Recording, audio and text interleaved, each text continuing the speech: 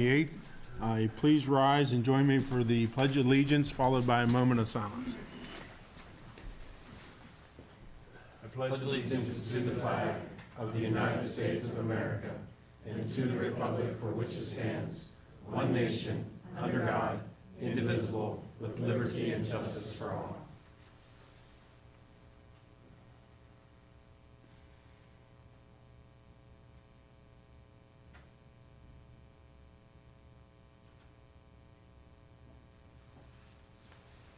Thank you.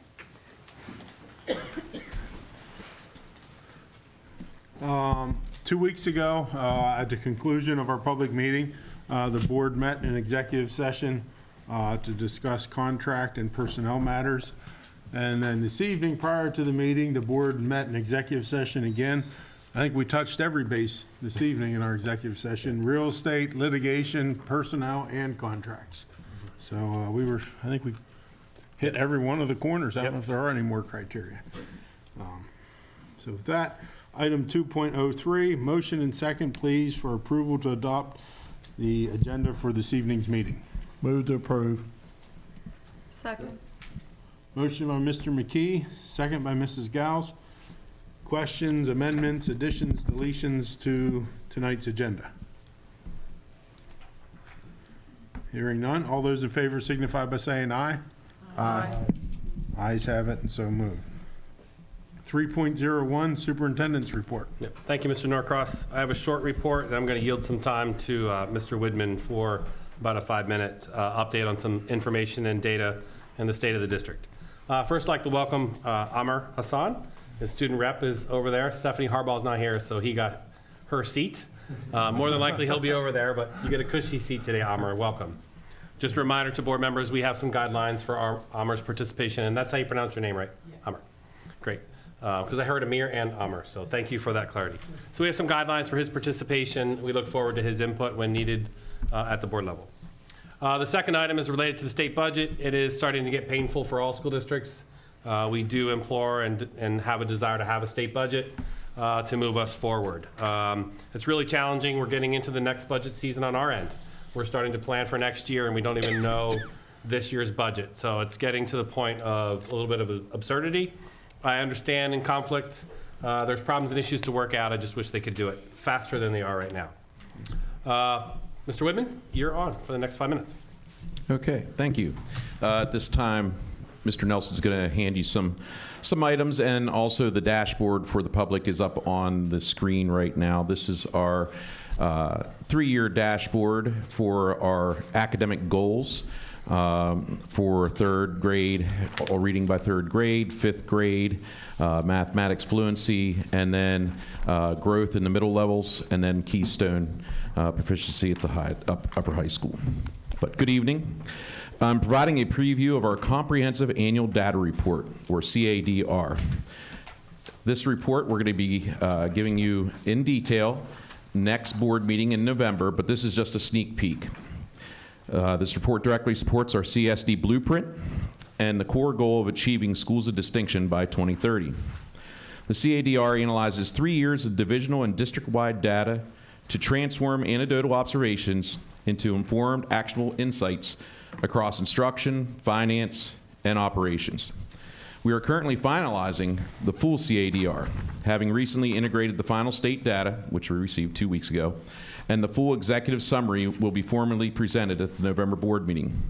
We are still awaiting our school performance profile, that's our scores for each one of our buildings, and comparable district data from PDE where we can compare to school districts like us. Before we begin, we are providing you with a preview handout as a way to ease you into our comprehensive presentation next month. This document offers you a preliminary look into the CADR, providing key benchmark data, which is going to be your PSSAs, exams, as well as your Keystone. And on the white page on the left is how the district performed. On the right is how we compare to the state. So some of our strengths and priorities, and I'm just going to give a brief example. Our directors, when we meet next month, will be giving their priorities and what they see in the data per each band: elementary, mid-level, and then high school. But over the past 3 years, CASD has demonstrated significant academic strengths in secondary education and science. Notably, our middle school's performance and our high school's Keystone exam results show proficiency performance higher than the state average in all 3 tested areas. So what that's saying is our students at CMS and CASHES for all 3 tests this year actually outperformed the state in proficiency for algebra, for biology, and also for literature. In ELA, we turned a corner in 5th grade. If you would see on the white page, our 3rd grade is significantly below the state, but at the 5th grade, we turn a corner and we actually start to outperform the state in proficiency the whole way through 8th grade with the PSSAs. Our analysis for challenges reveals 2 very clear critical priorities where immediate action is required. Foundational elementary literacy. We are facing critical challenges in foundational literacy, which is causing proficiency rates in grade 3 to lag significantly behind the state. Mr. Nelson will be presenting a comprehensive plan that centers on leveraging our existing Walk to Read initiative, preventative plans that start in pre-K, also involve families, and provides intensive professional development on the science of reading for all of our primary teachers to address for these gaps. In the secondary, even though we are outperforming the state with proficiency, we are seeing a decline in our growth. So we must reverse that trend of negative academic growth in core Keystone exam subjects such as literature and biology. Our plan at that level would be an immediate audit on the curriculum, scope, and sequence and resources, as well as Mrs. Luffy is taking a look at the ATSI plans and redoing that with Mr. Bernays at the high school as part of their school improvement plans to ensure our students are prepared for post-secondary success. So this was just a focused preview of a very large comprehensive report that you will have. We will get to you ahead of time, as well as we'll give you a copy at your spot, at your seat in November. I think it's November 18th, where we'll dive deeper into the full CSD comprehensive annual data report and detail how we are using our strengths and challenges to prioritize resources and drive our momentum towards schools of distinction by 2030. I do want to end with some good news, and we got this good news today. So the breaking news that we received today, U.S. News and World Reports released their annual award winners today. And as you remember, last year we had 4 schools that qualified as award winners. This year we have 6 schools. Hamilton Heights is now a 3-year in a row, 3-peat winner. Guilford Hills is a 2-year. Same with Cams North and South. They both made it for 2 years in a row. We are adding South Hamilton and Marion. They joined the ranks as U.S. News and World Report award winners. More information will come later about their individual rankings and scores, but they had to achieve in the top 40% of schools to be recognized. So congratulations to the students and the staff at those schools, especially Hamilton Heights for being a 3-peat winner. Thank you. Mm-hmm.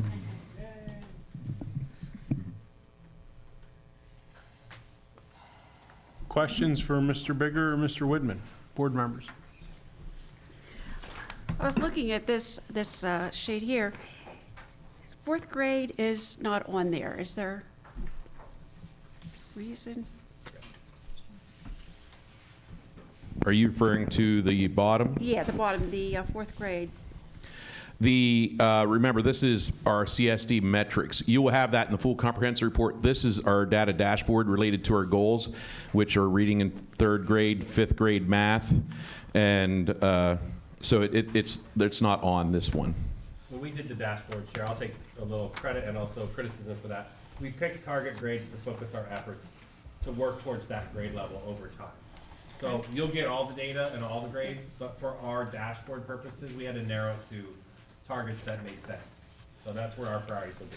Are those percentages based on the PSSA or solely PSSA? Okay. Except for the 7th grade growth one is based on MAPS. And the reason we focused on that one was the middle schools do very well overall, and we wanted to push the bar higher. So how many of your kids exceed a year's worth of growth, Right. just not meet it? Okay. So it's one of those, when you get to a good place, how do you keep getting better? It was a different strategy for 7th grade. Thank you. Other questions? I have a request. I don't know. I am a data geek.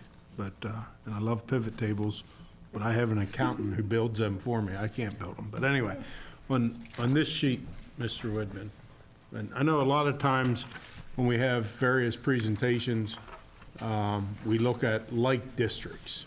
There's 10 districts that we like seem to benchmark ourselves against on a multitude of things.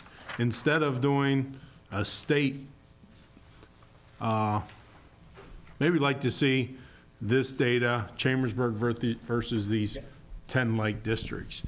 And I then- did say that we are going to be adding that, but that was two of the things that we didn't get yet. The state just released the data into our e-metric. It's not been released into our Forecast 5, where we take a look and we can see how everyone performed. We can compare ourselves easily to those 10 districts that we've been using. Okay. That will be part of the CADR. The comprehensive annual data report we will be placing on the website. It also can be updated at any time as we get data in. So there's a good chance that November 18th, we may not still have our SPP scores, which are individual. We have the rough scores right now, but they have not released them to us. But we don't have the scores right now to look at the other districts and compare ourselves. We only have the comparables to the state. Great, thank you. My other request, and so the left data is, you know, all Chambersburg district across all third grades, across all fourth grades. What about separating that per building?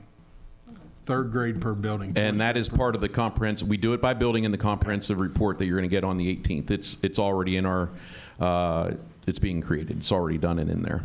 I'm just giving you a sneak peek to the report that you're going to get. It's going to be, this report is going to also include discipline data, athletic data, attendance data, looking at every school.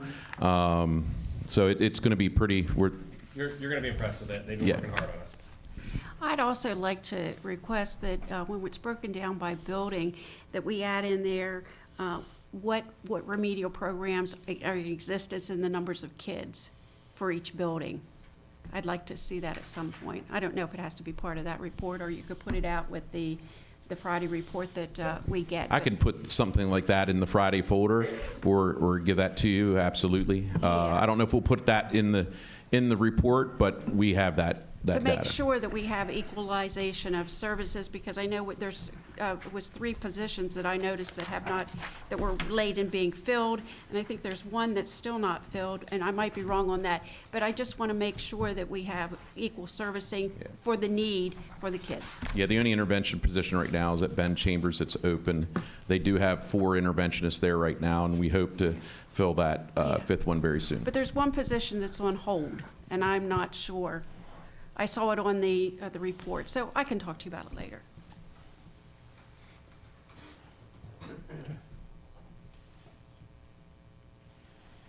Okay. Item 3.02, Superintendent's Report. I'm a little late, but it is still October, and trust me, I do know, I am very familiar that October is Principal Appreciation Month. And however, I forgot to mention that 2 weeks ago. So I get demerits on a couple different fronts because of that, but it is still October, so if you haven't already, appreciate your principals, tell them thank you. We still have a couple of days left in October, and I apologize I didn't do it sooner. And on with my report, tonight, you'll see we do have an item 10.02 under finance for our bond resolution, which we had a presentation a month and a half ago. Mr. Fry is here, and he will present on that too. And this is the first step in many steps as we continue to move forward with our community investment in schools of distinction by 2030. So last meeting, I talked about some other things, elementary realignment, elementary school closures, and tonight I'm going to go back talking about finances and bricks and mortar. But as we continue down the path, it will be a reoccurring theme in one aspect or another in our monthly agendas. Item 3.03, NJROTC report. Cadets, please.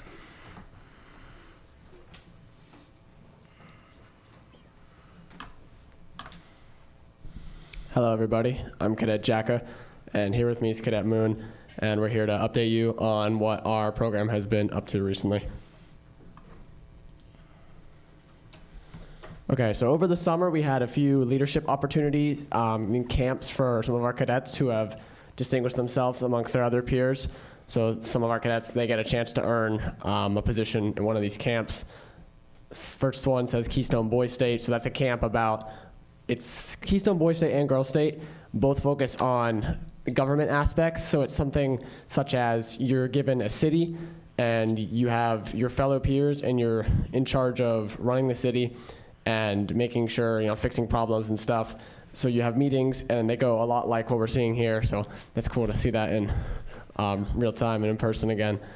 Flashbacks, but yeah, so then you have your cities, but they also work together to form counties and the state ultimately, and then you had political parties. So it was interesting to see how everything meshes together in order for everything to work. And now I understand why it takes so long to get stuff passed sometimes, because we want one thing to happen, but it's got to see this group and this group and this group, and everyone has to approve it, so I understand that now.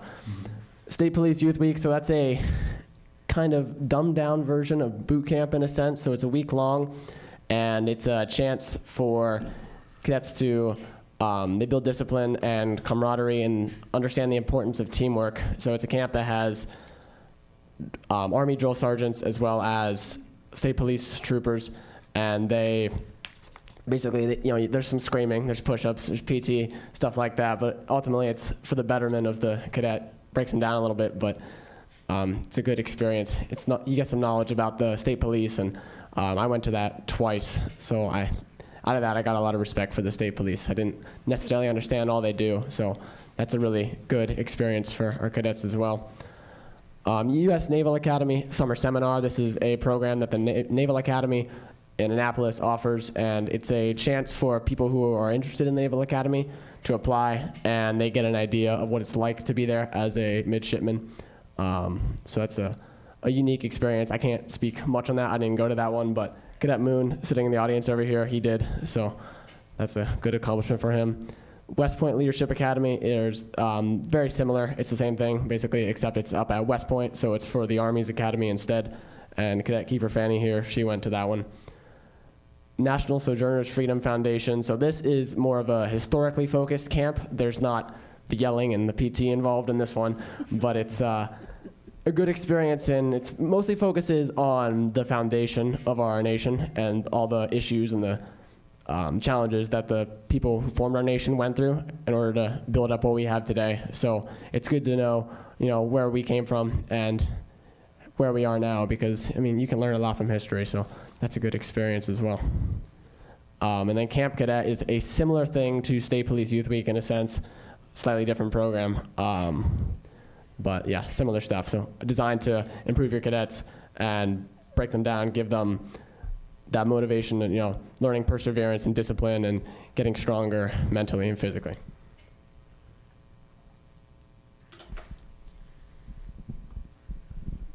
The first big event for second years and above is they were able to go to basic leadership training, or BLT, and basically it started on August 4th to August 7th, and basically the whole point of this camp was basically to teach NS2s and above how to be a leader, qualities of a leader, and what to do, how to run people they need to lead and stuff, how to lead and stuff. And every day, the day would start off with PT or physical training, which is basically just exercise the cadets had to do. And after that, they would have lessons, and they would be taught how to be a leader, and they would they would be taught through hands-on activities, which basically when they were taught about the different kinds of leadership, there were people who were more forward, more aggressive when it comes to leadership, and there are people who are more lenient and calm towards the people they lead. And so basically Master Sergeant would have us come up and present and how certain leadership ideologies look, and usually after that, like lunch would be provided, and at the end of every day, cadets would like gather up and they would like play physical games together, which really helped build camaraderie and friendship between these cadets. New Cadet Orientation, it's designed to, it's aimed at our first year cadets, so it's a chance for them to come in. Usually it's the first Saturday during the school year, so they've already had, in this case, 2 days of ROTC. They have an idea of what it's like, but they don't know everything about it yet because they're still new. So New Cadet Orientation, it's got a bunch of different stations, and what it's designed for is we have a supply issuing station so we can get ahead on uniforms, because especially this year we had a lot of first year cadets, so we don't necessarily have enough time to get all the uniforms issued during class periods. So there's that. We had a talk, meet and greet, and opportunity for them to ask questions with me and the Senior Chief Petty Officer. So they got to, if they had any questions about the program, a good chance for them to get those answered. We had a PT station introducing them to PT, because a lot of our cadets, when they come in, they don't usually exercise, so we're warming them up for that. We also had we had a extracurricular presentation, so that introduced them to all of our teams, such as our drill team, and lets them know about community service events, because we heavily push community service. So they get an idea of what they can do, like marksmanship and orienteering, which I'll speak a little bit more on orienteering and drill team later on. Yeah, but basically it's a good opportunity for our first year cadets. One of the biggest events that happened so far was the Martin's fundraiser, and it was an event held by the Martin's Potato Roll Company, and basically the whole event was supposed to be like a fun kind of like carnival-like event for like people to show up, and like lots of cadets participated for this to help out and stuff, and basically like a lot of the things there was like games, food stands, like, and there were like lots of like inflatable like bounce houses and like mazes, like, and there were like also like face painting and like bracelet stations, and like it was like really fun for a lot of people.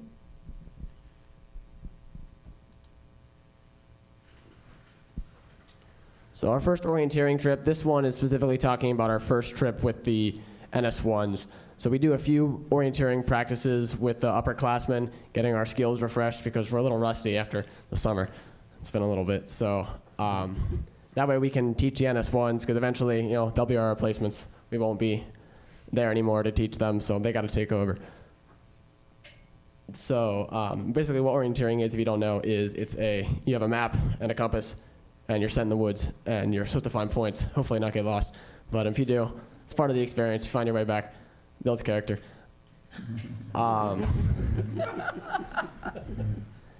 So for orienteering team, we actually have a competition coming up pretty soon on the 15th, I believe, which is a Saturday. So we'll travel, and hopefully we'll place good in that event, because if we do, it will give us a chance to go to the nationals in the spring. So I think we've trained enough, and we'll be ready to go. We have a competitive team, selected good cadets, so we'll be ready for that. This was a community service event, and it was held at Buchanan Elementary School, and basically the whole like purpose of the event was to like let families like who came to Buchanan, or just like people in the community, like to come to the school, and basically they were like selling a lot of stuff like flowers, 3D printed animals, and like food. And they were like, and that like all that was like displays outside of the school. Like inside of the school, like in the gym, there were like lots more stuff. Like there were like people were like selling decorations, jewelry, clothing, and merchandise. And like the kids who showed up to the event were like given free books.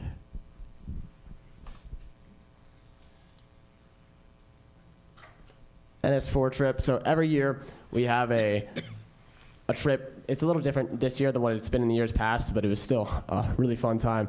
The NS4 trip is designed to be a reward for those cadets that have made it through all 4 years. Now they're a senior, so they've gone through a good bit of stuff, had a lot of experiences. This is more of a fun, rewarding trip.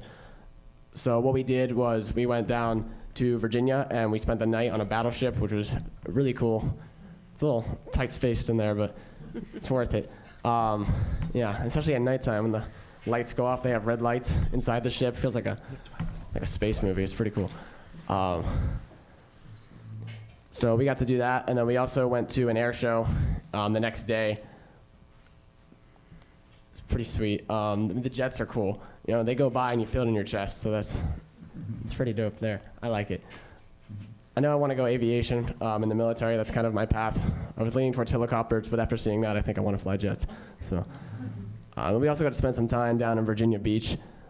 So again, just a relaxing time for our NS4s. It was a fun time, and hopefully we'll have something fun for our NS4s next year as well. So the Navy 250 commemoration, in case you didn't know, the Navy just recently had their 250th anniversary. So our ROTC decided to, we went to certain events. So there was a ceremony in Gettysburg at the World War II American Experience Museum. So we sent our color guard there, as well as a member of the Glee Club, and they sang the national anthem, and we presented the colors. So as you see, we have our color guard up there, and then Commander Apgar gave a very well put together speech relating to the event. So we also had a cadet detail that laid a memorial wreath during that ceremony, just to honor the Navy's 250th anniversary. So it was a very nice ceremony. Okay, Veterans Night, it was during a football game, and during pregame, veterans were like served meals by the cadets, and during pregame, which was before like the football game and the performances happened, and Buddy Poppies were being distributed during the halftime show, and over 100 veterans showed up to this event, and there were like performances being like performed by the marching band, Glee Club, and athletics department.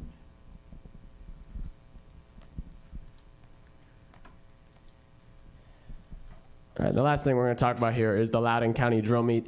This is a drill competition we just had. So we've been training a little bit since the beginning of the year, getting ourselves ready for this. This involved a few of our teams, such as our drill team, our color guard. We had armed exhibition, unarmed exhibition, and PT and academics. So it doesn't involve just drill, it also involves physical fitness and academic tests. For an overall, you know, it's not just your unit's good at one thing, it's good at multiple things. So we had a very successful competition. We earned a lot of rewards, too many for me to remember, so I have them pulled up here. Overall, we placed first in academics, which was a big accomplishment for our school. Historically, our academic team doesn't perform the best, so for us to come first in an area, we actually beat out there's another high school called Friendly High School, and they've placed first in academics in the nation, and we beat them at this drill meet, so that was a good accomplishment for us. Some other notable accomplishments for academics. We had 3 cadets placed in the top 5 for the whole drill meet out of the 9 schools that were competing. First place was myself. Second place at the drill meet was Cadet Alleman, who's not here tonight. And then 5th place was Cadet Jay Moon, who's sitting right there. We placed first in overall PT, which again, PT historically is not our strongest point. We wreck house and drill. That's where we're good. So for us to place first in PT and academics, that's a good accomplishment for us. To break down PT a little bit, we placed first in push-ups, first in curl-ups, and some other notable accomplishments. Then our top female push-ups of the whole drill meet was Cadet Vargas from our school with 52 push-ups. Top male push-ups was number 81, and that was from Cadet Moon here. And top male curl-ups was Cadet Alleman, again, the same person from the academic test, with 146 curl-ups. Our color guard team placed first, which we have a good color guard team, so that one wasn't really shocking. And then first place overall drill, so that relates to all those other drill teams that I said earlier. We came first in that. And to break that down a little bit, we had first place armed regulation drill, so that's the standard drill with the rifles. Second place unarmed regulation drill, so that's standard drill without rifles. Second place in unarmed exhibition. Exhibition is our drill that involves tricks, so for armed, we'd have rifles spinning around and tricks like that, throwing the rifles up in the air. And unarmed, you're stomping, clapping, making beats, things like that, making it seem, it's more flashy, you know, it's instead of being formal. So we got second place in unarmed exhibition and also second place in armed exhibition. which our exhibition teams really came around because originally, a week before the drum meet, I was a little less confident, but that last practice, there was a lot of improvement, so that was good on our team commanders for both those teams. They really pulled it together, and it shows, because second place in both those events, that's good, and that overall allowed us to get first place in drill, which then we placed first at the drill meet because of all of our categories. All right, so that's what we have prepared for you. If there's any questions, I'm happy to answer. I have a question. On slide number 3, it's a basic leadership training. You mentioned was there different styles or iterations of the training? Some a little more assertive, and some not so much. Did I understand that? Is that what? So that's referring to different leadership styles because everybody has their own way that they lead, and there's also different ways based on the scenario you're in that is more recommended in a sense for you to lead. So there's such as the telling style, which is more so, it's like, this is what's going to happen, do it. Versus, you could delegate, be like, okay, this needs done, so you're giving it out to multiple people strategically. There's the participation style, which is you are actually doing the work with your people. So that's some examples of that. And each one, that's why you have to kind of look at the situation and decide which style of leadership is best, because the different ones will focus more on people versus mission. And depending on where you're at, it might be more important to focus on the people, such as doing a participation style of leadership. But you can't always focus on the mission that way because you are not able to look at the big picture when you're standing right in front of the tree. Great explanation. Thank you. I have a question, if I may. I saw a very nice letter coming from the State Department of Transportation for a stretch of highway here that you all had participated in cleaning it up, picking up trash, which is not the greatest job in the world, but thank you for what you did to keep our community cleaner. And what I didn't see in the letter, maybe I missed it, is where is that stretch of highway that you own now? Stretch of Rittner Highway from where the creek is crossed at Wilson College to Hickory Ridge. Oh, okay. It's about a 2-mile stretch of Route 11 there. Yeah. There is a sign that says NJROTC. Yeah, I'm going to have to keep an eye out for that sign. Thank you very much for what you all did. Of Did you course. stop at the Igloo for ice cream? Okay, that'd be good. It's covered in trash. Other questions? I don't have one for the cadets, for you, Commander Apgar, but, and it's an older question, and I apologize, I've been meaning to ask it. A while back, I believe you went and met with some of the local service clubs, and I think you were talking about some fundraising for transportation and whatnot. Yes, sir. Explain, maybe give us a quick. All right, quick rundown.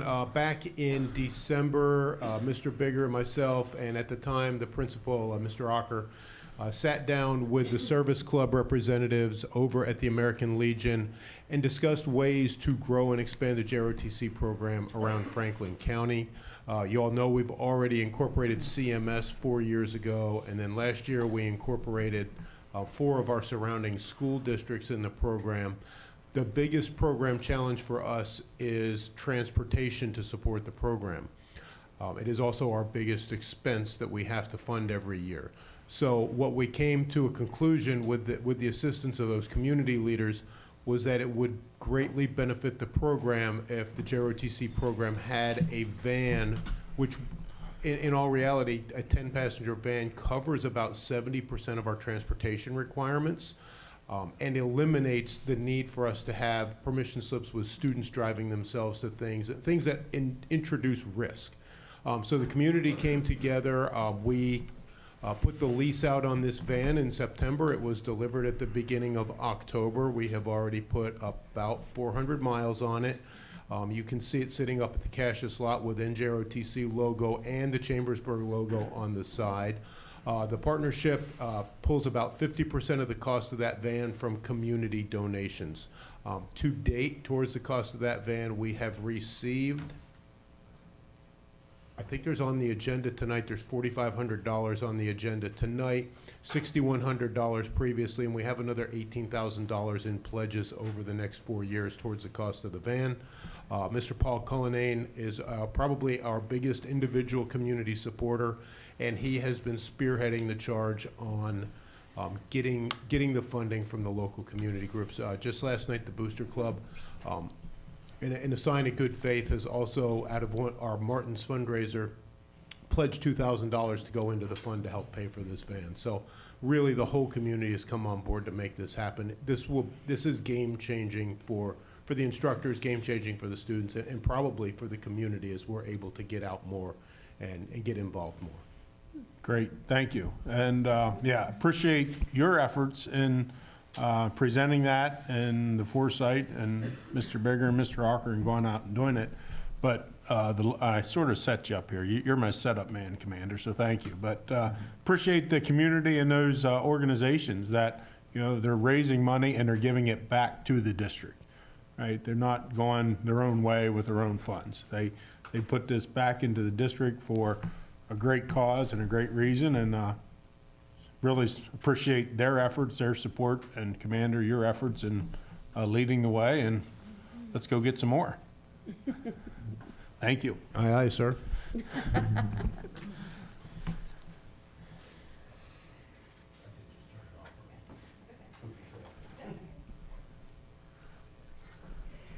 Good evening, everyone. My name's Deborah Luffy. I'm the Director of 9 through 12 Education here, and it's my pleasure this evening to step in for a representative from the Department of the Navy, Mr. Nolan, who is the NJROTC Program Director, because he would like to recognize our Chambersburg NJROTC program that we have here.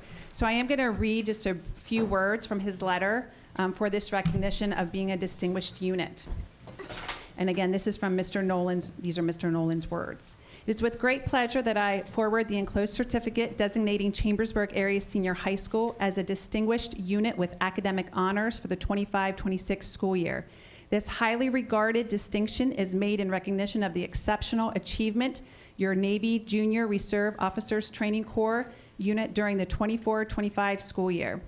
The award is given annually to schools whose NJROTC program ranks in the top 30% of the programs in each of the NJROTC areas. This selection is based upon the excellence attained in administration, academic performance, military proficiency, and host school support. Accordingly, Chambersburg Area Senior High School's receipt of this special award is directly attributed to the superb support that you and the members of your faculty have given this program. We share with you the enthusiasm and encouragement for continued excellence.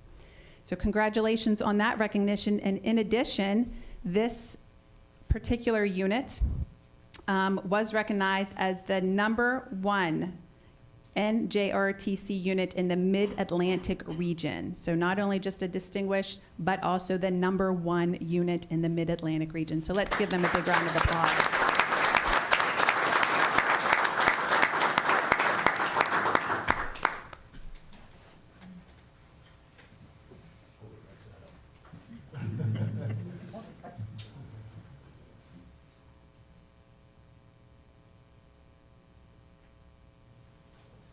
I'm nervous standing next to Cadet Moon in a push-up Dr. Long, there is a write-up waiting for a photo in my email, so I'll send it to Mr. Miller. All right, thank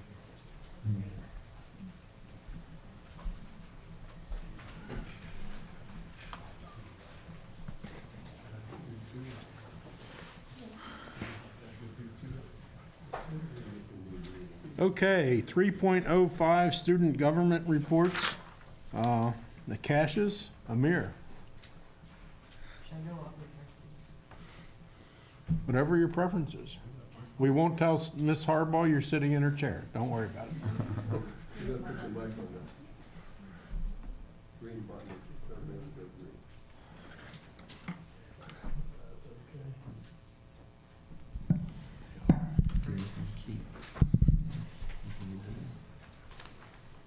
All right, so hello, my name is Amr Hassan, and I'm the student government president at Cassius this year and the school board representative.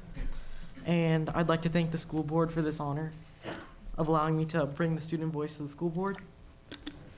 And then first slide. Okay. So we have a lot of changes at Cassius.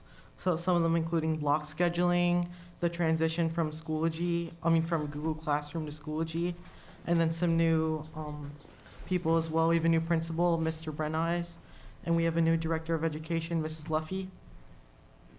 And I'm the new student government president. Okay.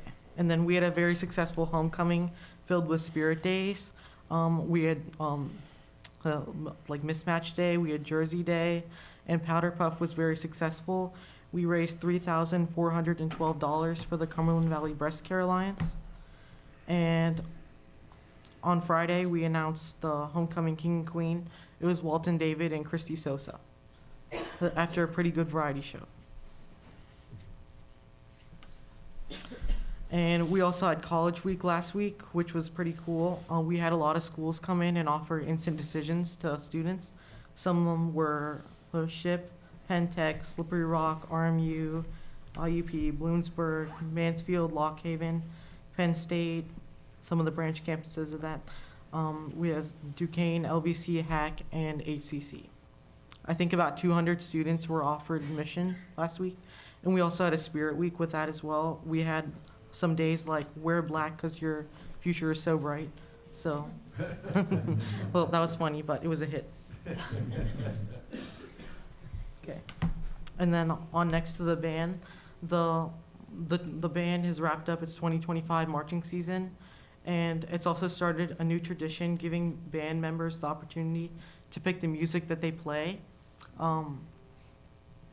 So it's more like representative of the entire band.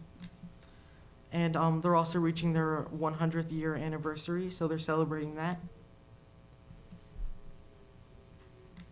And then on next to the midweek update, it's something that myself and another student, Gabriel Cieza, and I started. And it's bringing students informative, unbiased, and informative information every Wednesday on the announcements. And it's focused on being, on informing the student body, because I know that they like TikTok, things like that. But it's not very like factual. So the mission of this is to try to get them the correct news. And there were a lot of issues, but we're starting to figure things out. There's a picture of me on the slide getting yelled at by the video production teacher for speaking too quietly. And then a lot of things also happening. Like tonight we had trunk or treat. I just came from there. I had to change out of my costume very quickly. And we had the Trojan Walk as well, which was a really big hit. I think that we raised a lot of money, and the student body was very excited about that. And so much more to come. Thank you. Thank you. Welcome. Thank you. I don't see Braden in the audience, but is there another student from CMS? Yes, ma'am.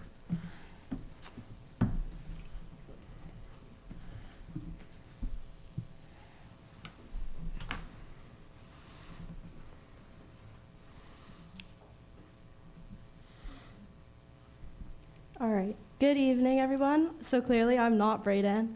My name is Emma Bear. I'm the Vice President of the Student School Board at CMS. Braden is currently competing at FFA Nationals in Indianapolis, so I will be presenting for you guys tonight. Oh, perfect. Sorry. I'm sorry. Okay. So first up, Career Tech News. We had 4 students attend Skills USA Nationals this past summer. We had a team of 3 and 1 individual. The team of 3 was Jace, Danielle, and Grace, and then the individual was Braden Lehman. And all 4 of them placed on the podium, so we're very proud of them. Next up, student life. So we had the 3rd annual Trojan Walk, where the CMS AV Club provided music, and the Trojan mascot from CMS, Reese Schaefer, was also there to represent. Homecoming. We had the first ever CMS student crowned as king, which was Walton David. He is also a part of student school board, so we're just so happy to have so many representatives in our community. Science Club. The Science Club just got their 2nd hydroponic system, which you can see in that picture. They're using this to hope to grow food for the community, and even I think they talked about giving it to elementary schools to help teach science to them as well. So we're very excited about that. Robotics Club. Robotics Club recently toured YB Welding, which is their parts manufacturer. They're currently in the design phase of their BattleBot, which you can see in there. And you can scan the QR code for a video of a fight. I'm not sure what that's about, but it's pretty cool. All right, yearbook design. So the yearbook is out, and you can order yours today. They're very much pushing the Instagram, so if everybody could go follow their Instagram. They post some very interesting videos. They're always pushing out more information for students interested in buying, so. All right, our fall PTSA fundraiser. They just held this. Delivery date was October 16th, and we sold over 600 items for the PTSA. And we're very grateful for all that the PTSA does for CMS, so we're always happy to push that out as much as we can. Academics. All right, so project-based learning. Ms. King's class just did an ecosystem project where they had to build a 3D model of a shoebox for an ecosystem, which you can see there. There's some 2 examples. As well, Ms. King's class also did a cell project where they could build a 3D model, or I think that's even Minecraft. So they could do a cell model, which is pretty cool. All right, Mr. Nice's STEM class, they just did their solar cars where they built their own solar car, and then they used solar power to push them down the hall, and I'm pretty sure that just wrapped up last week, and then they raced them in the hall. So, data talk. Last year, 100% of the CMS students that took the AP Bio exam scored a 4 or above. So that's a very big achievement that we're very proud of Ms. King's AP Bio class. Coming up, Halloween Spirit Week. That's currently going on this week and will end Friday with wearing your Halloween costume. Volleyball intramurals, that's picking up. We just got all of our teams together and they're pushing that out. CMS Cares Day, we just had our Cares Day on Friday where students could sign up to do a bunch of different activities to help with the community. There's a Bible Club after-school event, and then the Career Tech FFA Nationals, which is going on right now, which is where our president is tonight. All right, and that's all I have. So if anybody has any questions. Questions? All right, thank you. Thank you. Thank you. Thank you. I hope Braden brings back some medals from FFA like he did from Skills USA. We had, what, 7 students? 6 or 7 students went to Skills USA earlier this year, and every one of them brought home a national medal. So hopefully Braden and his classmates bring home some more hardware.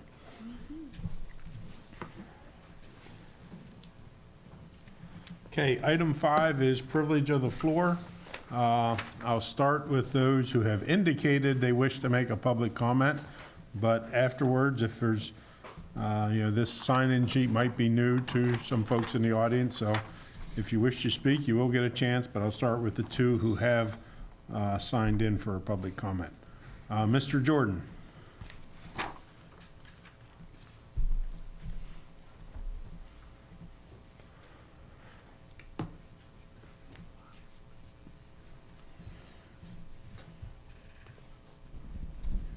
Okay, a comment. Mr. Bigger, I noticed that you brought this young man up to replace the missing board member. I think it's a great idea. Thank you very much. And to the young man who's our student representative, thank you for participating. I'm very impressed that you would be up there doing a good job. So thank both you men very much. That's all I have to say. Thank you. Thank you. Mrs. Jordan.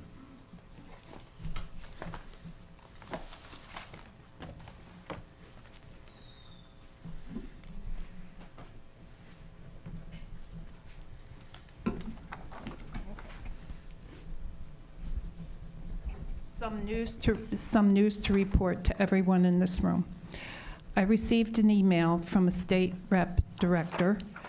Russ Diamond's office manager. What stands in the way of our getting our state dollars is 0.5% increase to the state budget. That's less than 1%. And it's affecting my husband and I now, just so you know. My statement. Good evening, everyone, even over YouTube. I'm standing here before you with the complete knowledge of knowing that my husband and I paid $20,387 in federal taxes for fiscal year 2025. We paid $4,091.59 in school taxes in this year. If by chance our school taxes go up by, and this is hypothetical, $200 to build and renovate schools in our school district, my husband and I will never complain. Why? Our federal taxes far exceed our school taxes by a lot of money, by exactly $16,295.41 in this year alone. I seriously can't understand why school taxes are always bantered about as being so bad to pay when 2 senior citizens are made to pay $20,387 to their federal government. Children are simply bystanders to our mistakes. Let the building begin to happen in our school district. I checked the bill list too. Continue to not pay the cyber charter schools. Why? Because our students need to be fed. Our students and every single employee in this school district need to have heat and air conditioning running in the schools and other district buildings. Everyone in this room and in our nation is also about to see their health care coverage going up. Am I mad for all of us? Yes, I am. One other thing, I think there was a board member that mentioned about federal taxes. If federal taxes get cut, we are not going to furlough or fire teachers anywhere. We're not. We're going to find a way to pay for them, okay? Because if I do the calculation, and I'm very good with simple math, it's not going to cost me much to keep the teachers in this district. So I know what the federal dollars are. Superintendent Bigger, I'm going to ask you, how many administrators are involved with the federal dollars? I mean, there are administrators. I don't want to see anyone let go, because tomorrow I'm going before our county. It was mentioned that county, they're thinking about furloughing our county employees. Not if I have anything to say about it. These are our neighbors, and we are not going to do that to them. Thank you, Mrs. Jordan. Okay, other members of the audience who wish to make public comment this evening, please. If you would just please state your name. Nope, you're fine. Keep coming. I'm sorry. Just state your name so we can make sure we keep our minutes accurate. Thank you.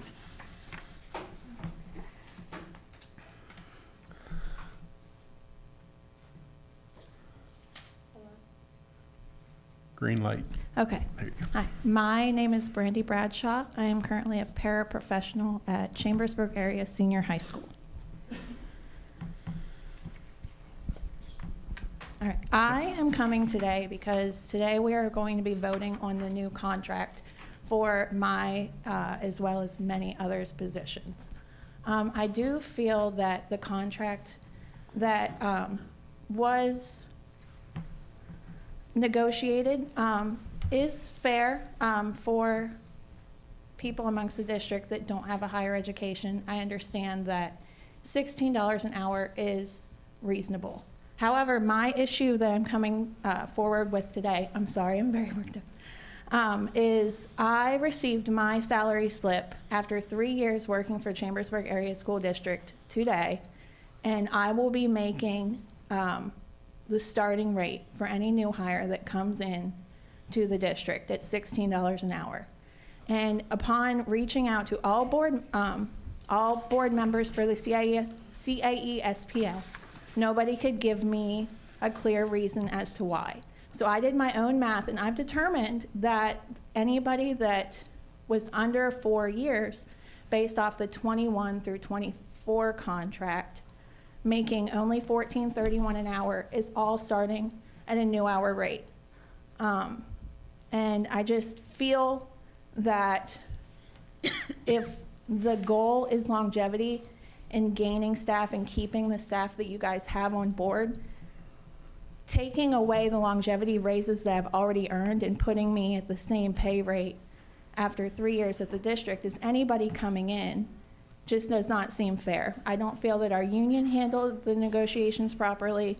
I don't feel that there was really a voice that stood up and fought for what we deserve. Nobody even has answers for why we're making what we're making. And if I'm going to be losing out on what I feel is 80 cents an hour based off of my years of service, I think there needs to at least be a clear explanation as to why. That's all I have to say. Thank you.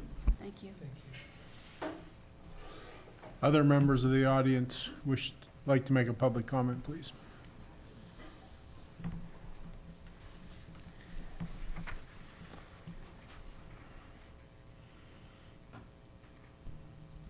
Hello, my name is Mark Hoger. I am a resident of the borough and I have a first grader.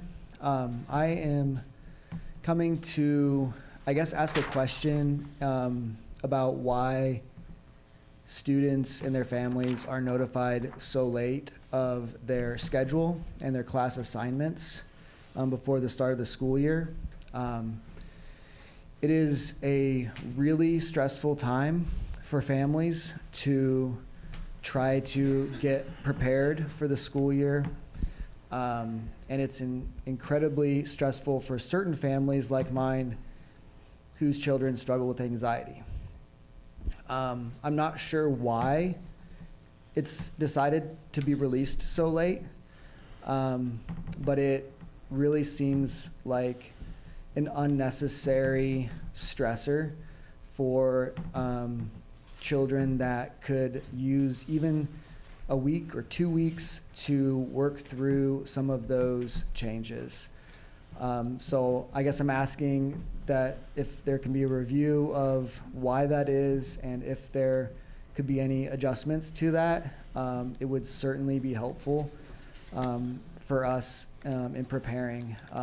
I talked to my daughter's behavioral therapist, and she indicated that it is one of the hardest weeks of the entire school year. She had a couple of anecdotes that she shared that some of her patients, she's here in the borough, that a high school student of hers was so nervous he was having a breakdown because he didn't have his class schedule the day before he was showing up at the high school. My daughter was not, we could not make the orientation meeting because of a family situation, and we tried for a month leading up to the school year to get clear information and an opportunity to try to meet her teacher or understand who her teacher was, and we were not given that opportunity. So I just want to bring that to your guys' attention, and hopefully that can be improved in the future. Yep. Mr. Nelson and Mr. Whitman will follow up with you on some of the roadblocks and barriers to that, okay? Thank you. Thank you. Thank you. Thank you.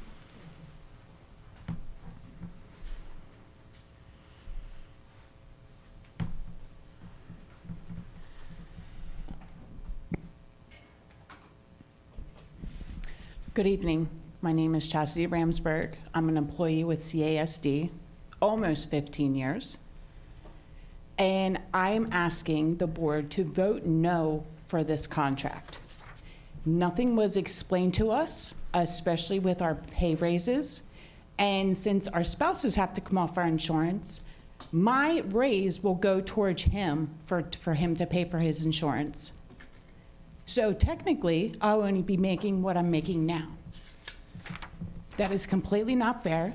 Us paraprofessionals do a lot for the students in the classrooms and even outside the classrooms. We take our students out to work.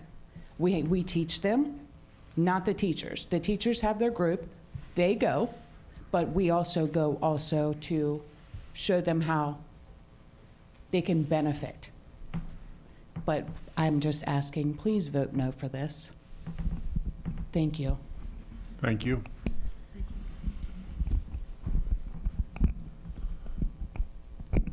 Other members of the audience who would like to make public comment this evening?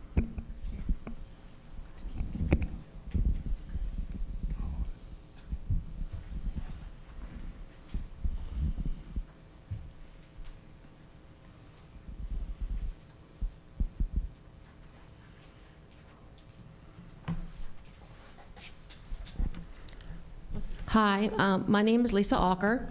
I am an LPN at Chambersburg High School. And I'm coming before you also to ask you to vote no for this contract. As an LPN, we have been short nurses for a few years. We can't get subs. The pay is too low compared to anywhere else where an LPN would work. Because of the high school having 2 certifieds and 2 LPNs, anytime we need a sub at another school, one of us LPNs has to go. So that makes the high school short, and that is sending us into a school where we've never been. I was sent to a school, I was there 15 minutes, I'd never been in that school. Not that I don't trust that I know what to do. I was there 15 minutes and I was calling an ambulance for an employee. I couldn't find anything in the office that I needed. I don't know any of the history about the employees, but we had to call an ambulance in 15 minutes. As far as our union meeting about the contract, it was not a fair meeting. We did not get a copy of the contract with the line items corrected, like what they were trying to get and what they were taking out. It was on the screen, and from our seats, we couldn't even read it. No, there was no paper contract handed to us for us to turn back in, even at the end of the meeting. There was paying members and non-paying members there. When we were done asking our questions, the non-paying members were never asked to leave. We were told, go out into the auditorium, out where the steps are there at CAMS South, and that's where the tables sit up to vote. So we went out there to vote. There's no committee members. None of the executive committee was there. We're out there like, okay, what do? We don't know what to do. We never signed into the meeting. We never signed for a ballot.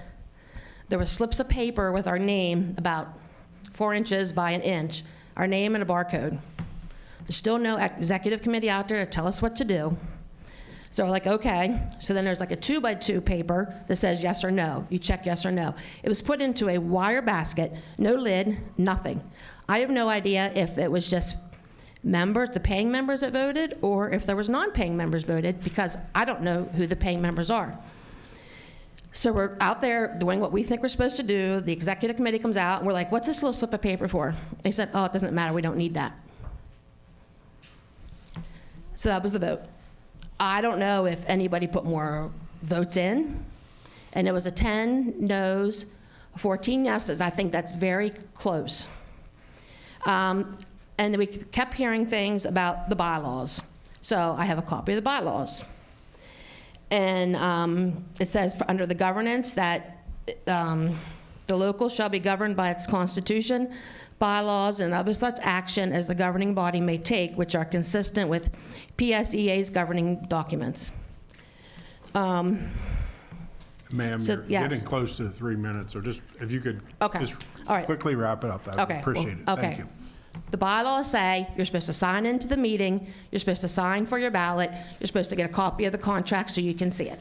We didn't get any of that. Thank you. Should I give this back to you, Julia? Thank you. Hi, my name is Lisa Hall, and I too am an LPN at the high school. My fear with this contract is you're going to be losing employees, valuable employees. I've done some research on school districts around us, and their starting rate for LPNs, and I'm here just talking for the nurses, is about $2 more than what our starting rate is. I have heard people say that they can't afford to stay on making what they're making and now having to pay for a spouse's insurance. There are plenty of places that are hiring LPNs for $30 an hour. And I understand part of the benefit of working for the high school is having your summers off. I enjoy my job. I love going to work. But there are some things that just frighten me. We're here to do it for the kids. But if we don't have staff, we can't be there for the kids. On Friday, we were working so short-staffed that a field trip had to be canceled because there were no nurses to go on the field trip. And it was not because people just decided to take off. It was because there is sickness. There are things going on with families, and there were no nurses to cover that field trip. Lisa and I have been pulled multiple times already this year to go to a building and work with staff and children that we don't know and we don't recognize. We don't know what their conditions are. And there are books and, you know, the orders and things like that in place, but when you have an emergency, it's hard to stop and find those books and find those orders for that emergency. So I just ask that you take into consideration the safety of our kids, because there are days that, you know, working one nurse in a middle school is not safe. Working 3 nurses at the high school some days is not safe. And we can't go down to 2 nurses at the high school because of the calls that we get, and we have children that need assistance in the bathroom and with medications and things. It's just not safe for our kids. Thank you. Thank you. Other members of the audience?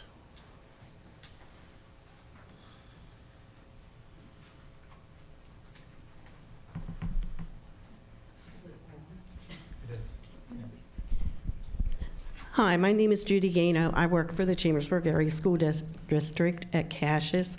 First thing I'd like to say to Mr. Mike, I really enjoyed working with you that Friday. He subbed in our room. He's seen what goes on and how we have to handle things. So I really appreciate you coming in our room and watching what went on. I do appreciate you. Also, I think I agree with the nurses and my fellow friends back there sitting. I think the contract could be better, especially with the pay. After taking away the spouse's insurance, I would think the wage would go up. And also, I'd like to ask all of you if you could live off of $16 an hour in this world today. Could you do it? That's my final statement, because $16 don't get you very far. And trust me, we're worth more than $16 an hour for what we have to go through. You have kids that hit you, kids that spit on you, kids that call you names. I mean, some have no idea. And I love working with kids, but, you know, $16 isn't anything. Thank you. Thank you.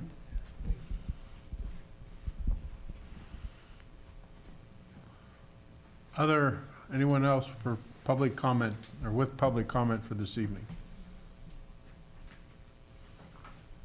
Yes, ma'am.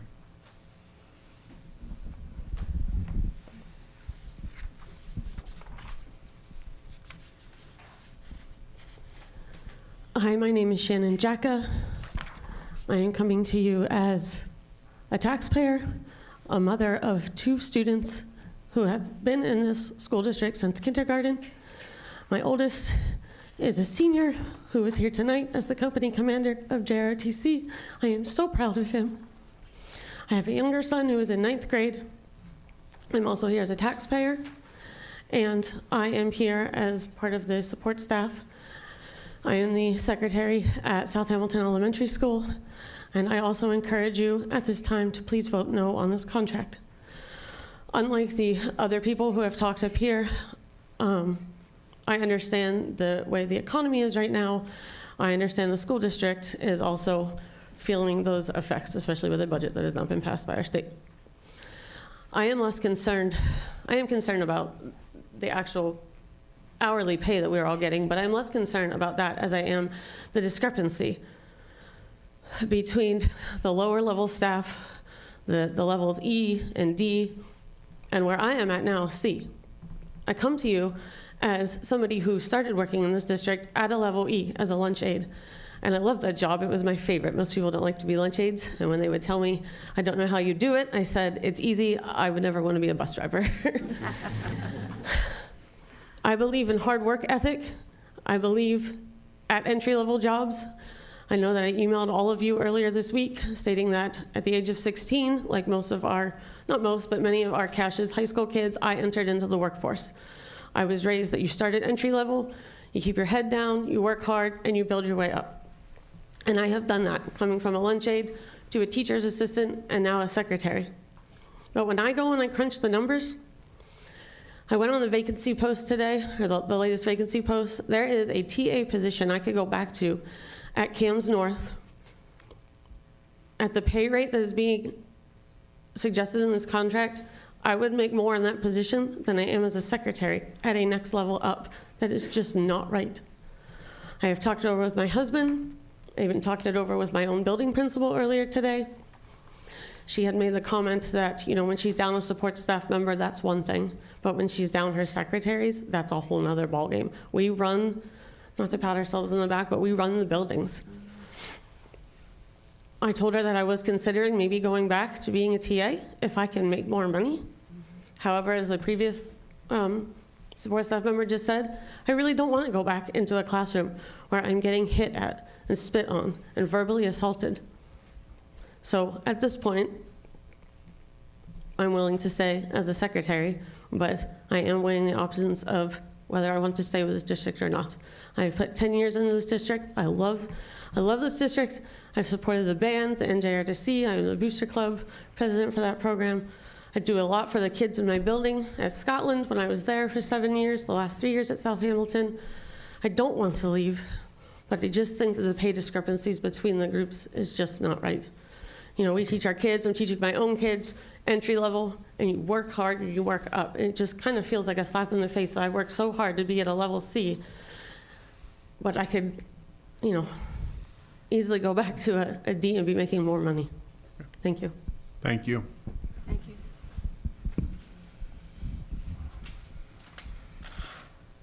Any other members of the audience for public comment this evening?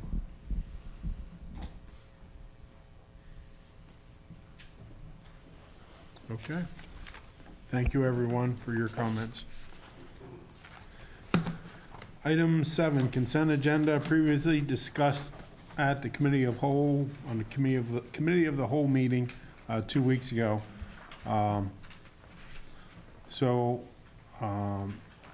These items, again, 7.01 through 7.09, which 7.09 is just agreeing to the 8 previous items.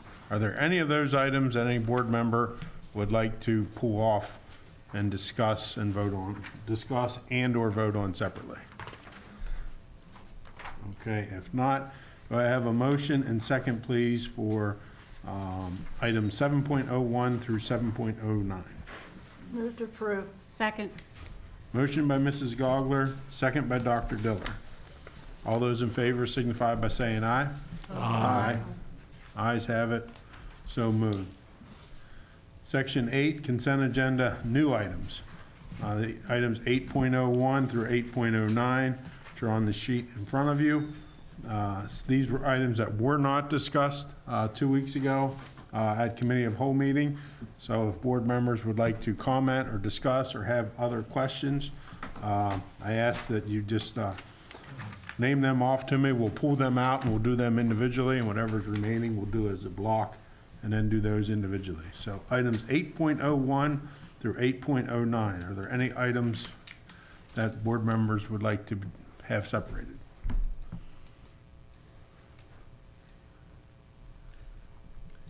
Yeah, let's pull off 803. 803? Okay. Any other items?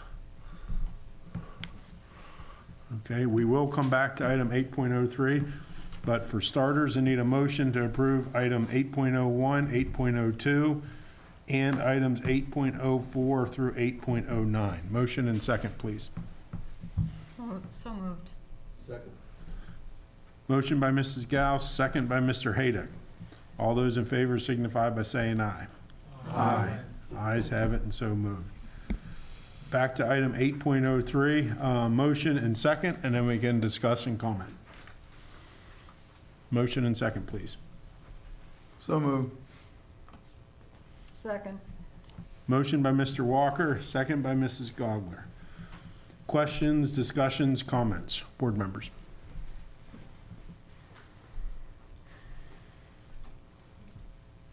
Nothing? Okay. Yeah, I have a comment. So, it's my privilege to be in school buildings, some of the school buildings in the district fairly recently as a sub. And I listened to every one of the people that are upset about this contract issue. I heard what you had to say, and in my heart, I felt your pain. And, but this is the most difficult decision I'll be making probably maybe this year, or in my term. And that is, I feel it's important to not diminish the progress that the school administration and all the negotiators have done to achieve a contract that was agreed to. And when the union is representing all employees, and that's the rules of the game, then that trust that is developed between the administration and the union is, to me, sacred, because it's so hard to fix that when you lose it. And if right now the union, as your duly elected spokespersons for your contract, have agreed to with the district that this is a fair contract, for me as a school board member to say, well, wait a minute now, I don't want you to honor that trust you just developed. Just go ahead and do whatever you want to do now, because what does that say to other unions? That this administration can't be trusted. So I believe it's really important to have that trust upheld. And my belief is for over 200 employees to be represented by just a handful of voting members, I just don't understand how that happens. Because if you want to have some skin in the game, you got to have a voice, and that means you're a voting member. So as I said, this is a difficult decision for me to make, but I feel the decision I'll make will be the right decision for my conscience. Sir, are you aware that every single one of our board members resigned? Other board members' comments or questions? I didn't know, I mean, there were a lot of concerns that, we've heard over the last couple of weeks. I don't know if the administration feels compelled to respond to any of the concerns that have been voiced, just to help bring clarity, especially for the public, because I feel like we as board members have heard bits and pieces. But Go back there. I don't know what. If we're going to get into a lot of details, we're going to go to executive session if that's what the board would like to do. And I'm willing to do that if that's what the board would like to do. We're not going to negotiate in public. If we want to do that, we can go back to executive session. I just don't know if the administration, if there are any concerns that have been shared that the administration feel compelled to respond to. Okay, let's, I'm going to call an executive session and we'll all go back to executive session and then we'll come back out here. Okay. Yeah, that's what you gotta do if you wanna do that. You're calling the exec session because a member wants one, or you just feel like we need one? Because I personally don't want one. Okay. I don't either. There's no All right.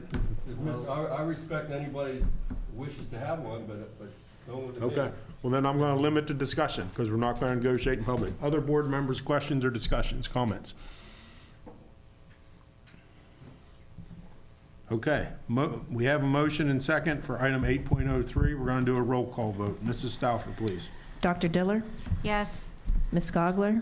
Yes. Ms. Gauss? Yes. Mr. Hayduck? Yes. Mr. McKee? Yes. Mr. Norcross? Yes. Mr. Raber? Yes. Mr. Walker?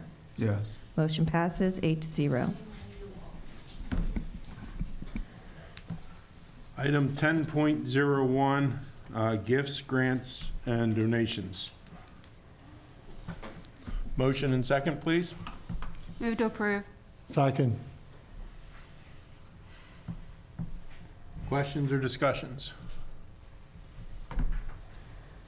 All those in favor signify by saying aye. Aye. Opposed? Ayes have it, and so moved. Item 10.02, general obligation bonds. If you're from the Alleghenies or west, a gob is a whoopie pie, but here it's a general obligation bond. Mr. Fry. I don't think I've heard that one before as an introduction, but I appreciate that, Mr. Norcross. You haven't heard of gobs or whoopie pies? Well, I've heard of, I like whoopie pies. Okay. Here tonight, I'll be very brief. I know you've had, you have a long agenda. I'm here for the bond resolution to get some new money for your capital projects as part of your first step of going down that road. I was here on September 9th with the Committee of the Whole, went through all that financing plan for this bond issue. Over the last 2 months or so since that meeting, been working with the financing team to put all the documents together. We had a great credit rating call with Moody's where they affirmed the AA3 credit rating of the district. Mrs. Stauffer did another great job of laying all that out for the credit analysts, and we'll be going out to with that AA3 to the markets. And so tonight you have the parameters bond resolution. Just for this step, next week, as far as an update on the planning, will be all the documents are ready. Some of the documents will be posted tomorrow, and next week, next Wednesday is when we plan on locking in the interest rates and pricing the bonds. So that's when I'll be reporting back with Mrs. Stauffer the actual interest rates and exact payments for the bonds. And then we'd settle in mid-December, around December 11th is when the bonds would settle and the money becomes available for your projects. But again, a lot of work has been done to get to that point. Once these bonds settle, I'll be, I'm sure, in touch as we move forward next year to get the other financings rolling. This will be about a approximately $6.5 million bond issue. And so for tonight, you have a bond resolution that has been prepared by your bond counsel here, Mr. John Cox from Eckert Siemens.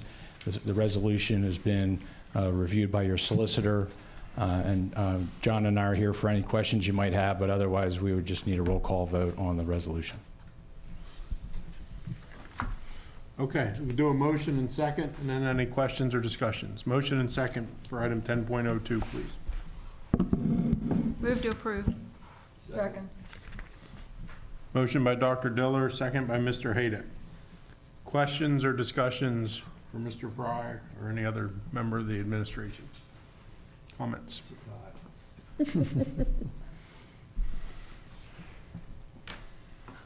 Okay, hearing none, roll call vote. Mrs. Stauffer, please. Ms. Gogler? Yes. Ms. Gauss? Yes. Mr. Hayduck? Yes. Mr. McKee? Yes. Mr. Norcross? Yes. Mr. Raber? Yes. Mr. Walker? Yes. Dr. Diller? Yes. Motion passes 8-0. Thank you, John. Thank you. We'll get that whoopie pie.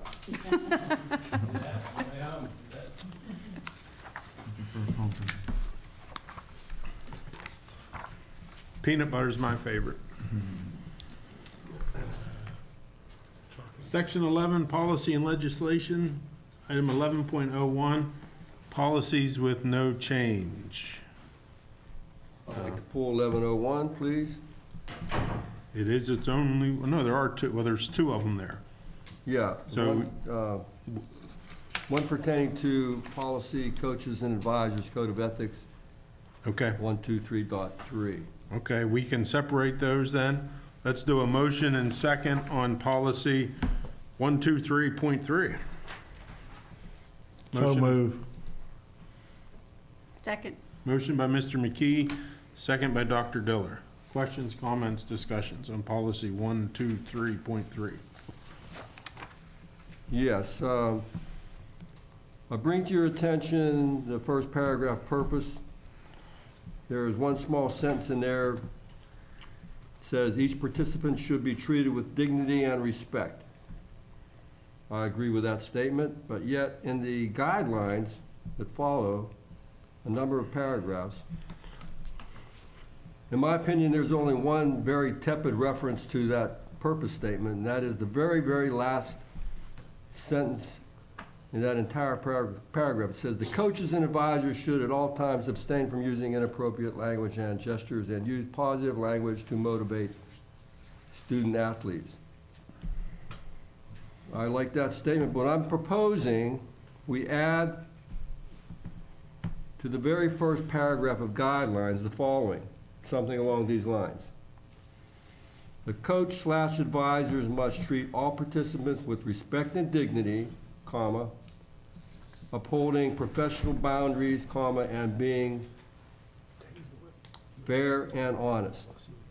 And then take that very, very last paragraph at the bottom of guidelines and move it right up at the bottom of that first paragraph.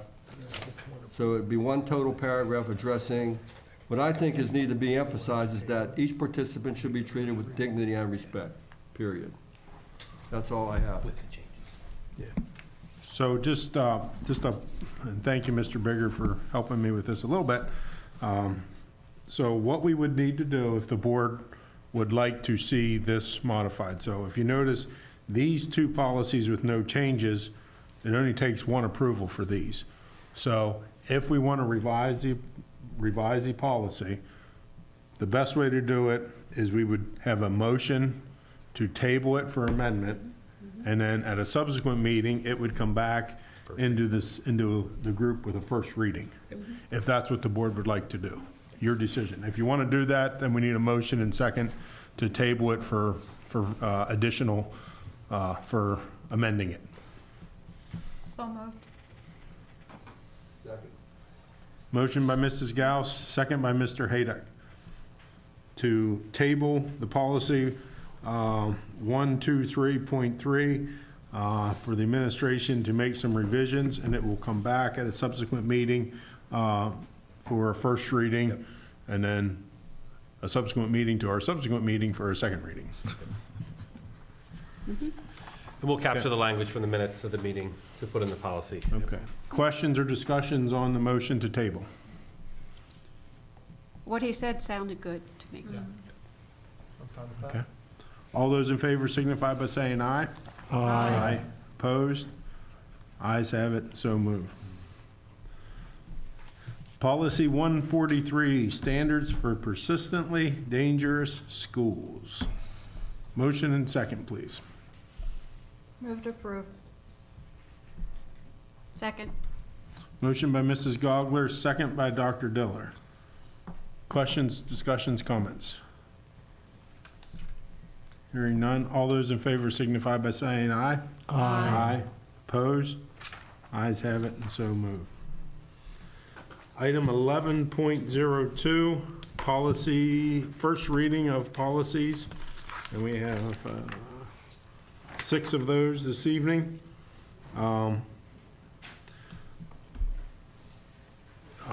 If there's no objection, we'll do them all in a group. If you want to discuss one or maybe have comments, we can separate them. Together. What's your preference? Together. Together's fine. Together, all right. Motion and second to approve the policies under section 11.02 for first reading. Move to approve. Second. Motion by Mr. McKee, second by Dr. Diller.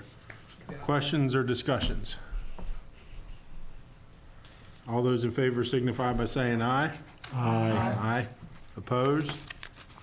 Ayes have it, and so moved. Section 11.03, policies for a second reading. There are 5 of them for this evening. Again, if there's none that a board member wishes to do separate, we'll do them as a group. Okay, motion and second to approve the policies in 11.03 on second reading. So moved. Second. Motion by Mrs. Gauss, second by Mrs. Gogler. Questions or discussions? All those in favor signify by saying aye. Aye. Opposed? Ayes have it, and so moved. Information items, student representative guidelines. Amir, thank you for joining us this evening. We all have our guidelines for that. I appreciate your attendance and your report this evening. 14.02, special revenue fund and usage policies. Mr. Bigger would like to make a couple comments on that. Yeah, we started to receive a request for maybe to maybe utilize expenditures out of this fund, and not being here when it was set up, I wanted to get this conversation started with the policies that currently exist. So this is more of a warm-up on if we will allow expenditures and what types of expenditures in this fund. And most of this fund comes from the advertising and naming rights. And so I just want to talk about it at length in November to get guidance on future expenditures. I don't know what to bring forward or not bring forward because I wasn't here when it was set up. So we did pull the policies that are available for you to preview. Certainly would like you to take a look at those. I'm looking to Tammy, there's a couple $100,000 in there, 2 to 3. Just under 3, I think. So right around, yeah, just under $300,000 of available dollars from the revenue. Certainly, we don't want to sit on it too long, but I don't know what to do, so I need some help from you guys from that policy.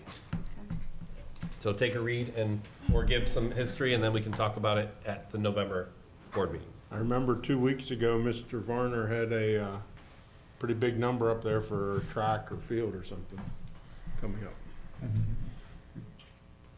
The pads on the side. So just so there's no surprise, I'll be interested to know the capital fund reserve fund.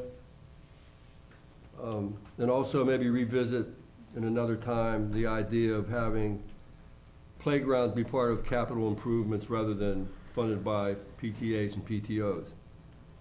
This may be an opportunity to do some shortfalls in some areas, the capital reserve fund for playground equipment that's sorely needed in some schools.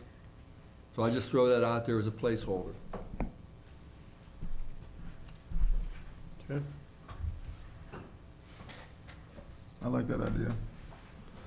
I did get ahead of myself and skipped over item 13, so thank you, Mr. Haydick. That would fall under item 13. Any other items for new business discussion, board members, under item 13?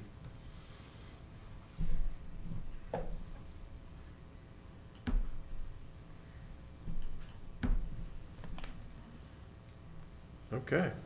Any more any other items to share in the information items? 1401 through 1408. I just have one that Dr. Marchese under 1407 will be here next month. He will also come prior to the board meeting in executive session to discuss Shippensburg joining the Franklin Learning Center. So because that's a legal document and approval, he's going to come give an overview in that executive session. And then he'll give a standard report of the business of the IU. So I know Stephanie's not here, but Can we get some of that information that he's Try. going to present ahead of time. Yeah. so that we can review it, and that would be very helpful. Yeah, and 14.07, the next meeting for the Franklin Learning Center would be November 13th.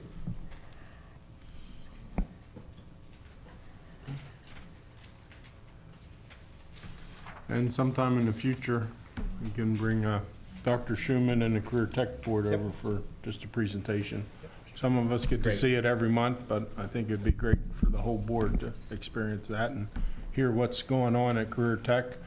I don't know if you're hearing other things out in the community, but we can have Dr. Schumann and her team bring a report to the board. Like that. That's good.